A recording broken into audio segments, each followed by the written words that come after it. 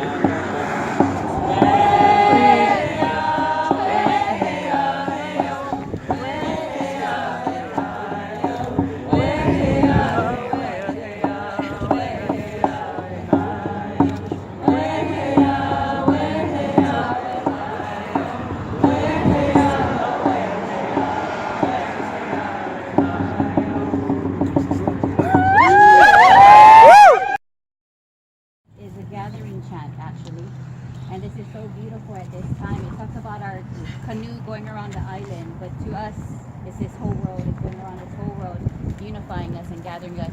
And in that last line it says, in everything that we do it with joy. Malana mai ka ume puna me hilo, ele mai kona me kohala me hamakua e ka ele o wai pio he kola o mahiki, he uka o wai mea he awa ko wai hai, he kupe no ka waa o poliahu, e pala mauna wa ke a iluna, Paakua hivi ke ali I ka waa, oho ia I ka hanana malana mai ka ume puna me hilo, hele mai kona me kohala me hamakua e ka ele o waipio he pola o mahiki, e uka o wai mea he awa ko wai hai, e kupe no ka waa o poliahu, e pala mauna wa ke a iluna, paakua hivi ke ali I ka waa, oho hia I ka hanana kue hie hie. Young ones, babies, and some of young ladies that were pregnant, they couldn't come back, so they just shot them, the calibers. So we have to stand up to their reservation. I'd like to offer a song that our relatives, that song that they came back. I hope OAI want to share that song this morning.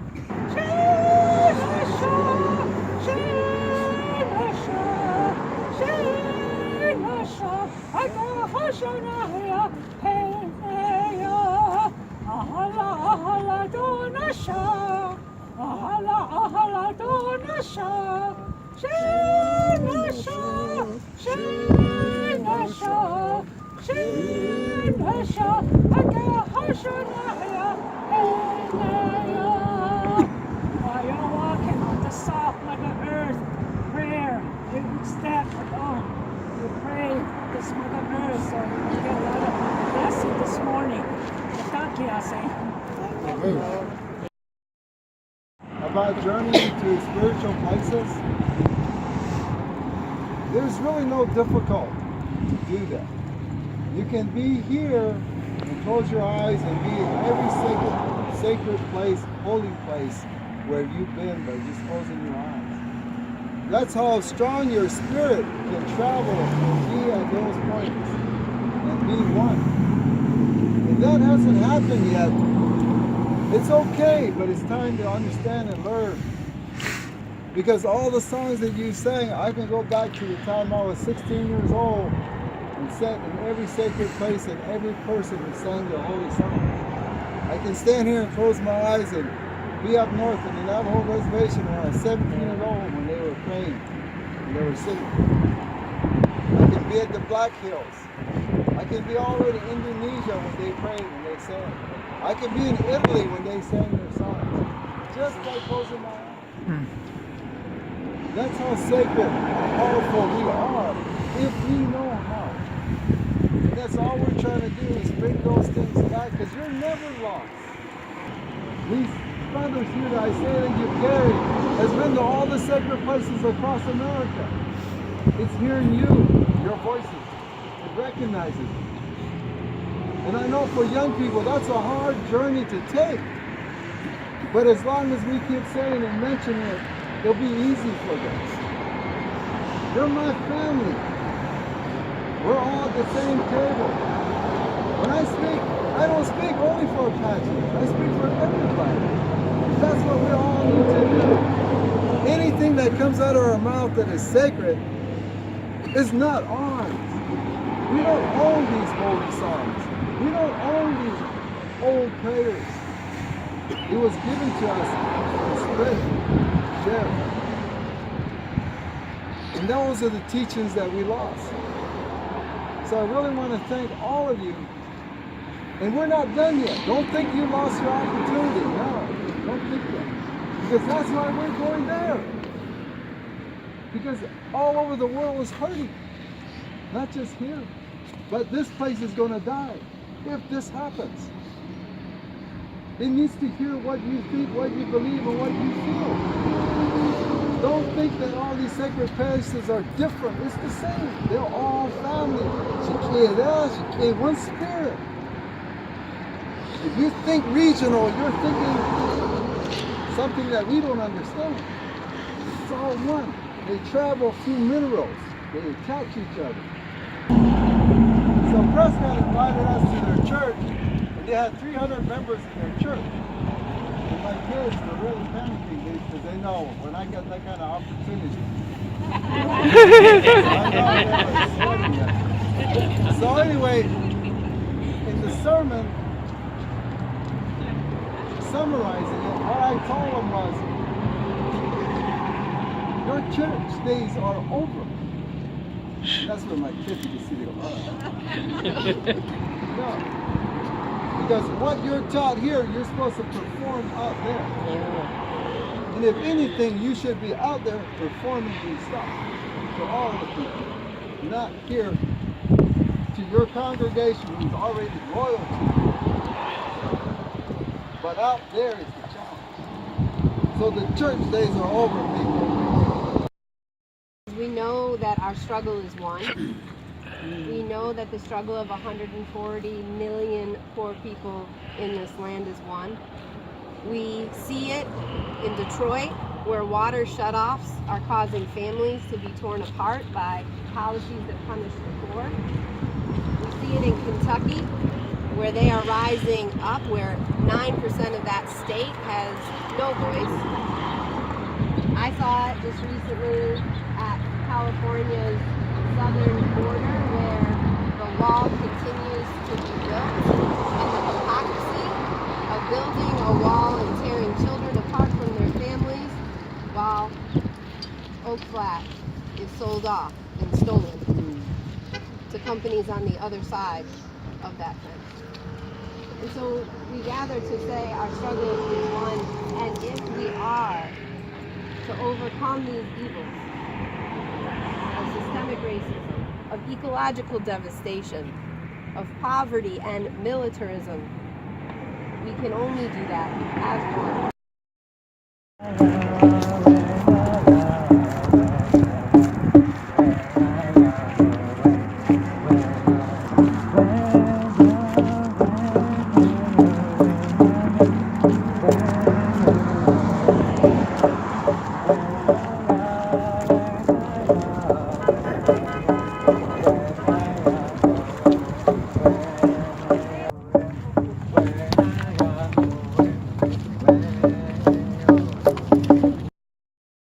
You see the destruction of it. This is what can happen in the Oak Flat. So keep praying. Let's all stick together, okay?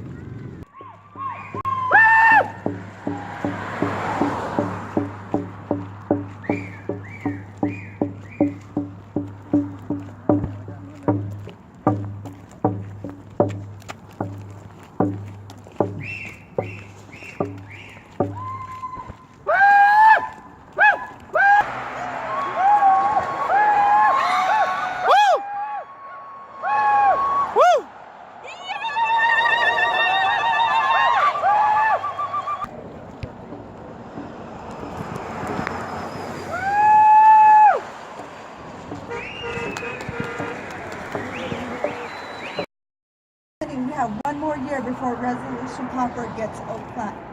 But we're not going to let it happen because we're all strong in our spirituality.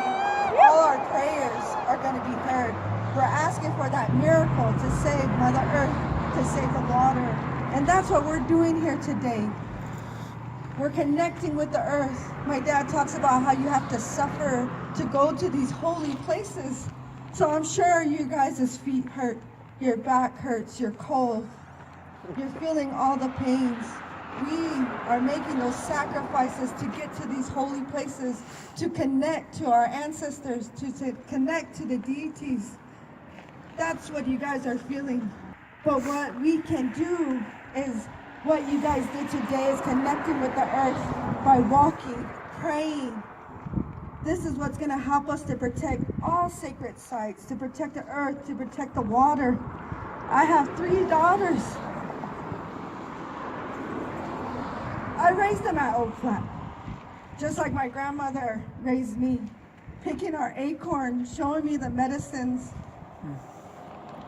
That's what I was able to do with my girls. What if my girls can't do that to their kids and their grandkids? But as long as we are strong in our prayers and our spirituality, we are gonna succeed.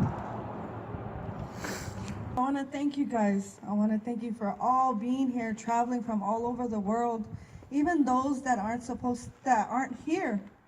You know, they reached out to us. I had somebody tell me, Norway is watching. We're with you. All the way across on the other side of the world.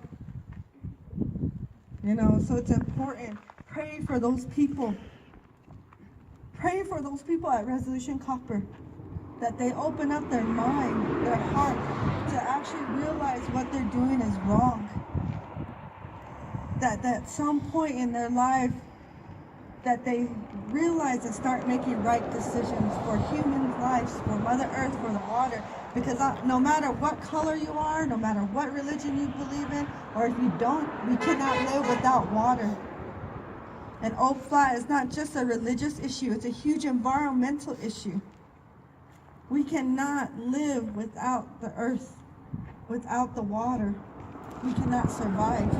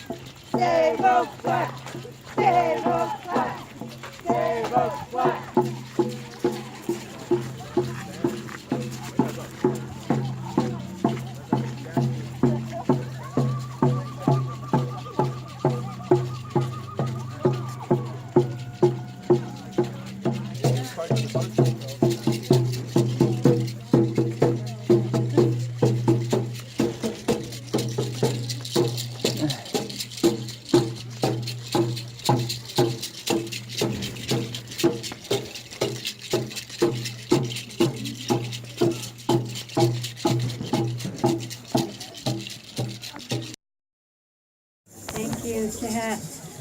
For my Navajo relatives and certainly my white man Apache relatives, Yate, She Wanono Banali and She Titna Jini Nishlet, Do Hanakli Bashchi, Aratna Satni Dashi, Do Taba Hadashinella. Thank you. I'm incredibly honored to be here, and I want to extend my sincere appreciation to Winslow Nosey and his family, and certainly the San Carlos people. I'm the former Arizona State Representative for Legislative District 7. I served in the Arizona State House for this area, as well as up north, Navajo, Hopi, Havasupai, Wallapai, and for all of us who follow these issues, we know how incredibly important this fight is. You know, it's not only going on here. You know, our communities are under attack everywhere. We were fighting up to protect the Grand Canyon from uranium mining.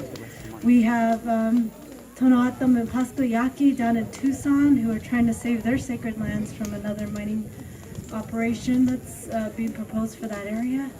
All our communities are under attack right now. And it's really inspiring and humbling to know that all of you are here that are still part of this fight. You know, I remember coming here almost 8 years ago when this all took place, and I want to extend my sincere appreciation to Wensler for inviting me down here at that time. And I remember him telling me that when they came back to this area so many years ago, that was the first time that they had held that ceremony here in 100 years.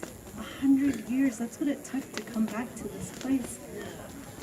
And we're still here, and we're going to continue to be here, right? We're not going anywhere. And more so than ever, we've got to continue fighting. We've got to stand up, we got to stick together and fight back. We're going to be here next year. You know, as everybody has said today, we're not going anywhere.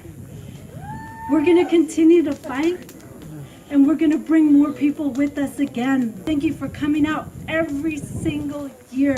It may not seem much just to be here, but it does. It means a lot just to be here in this place. So thank you for driving so many miles.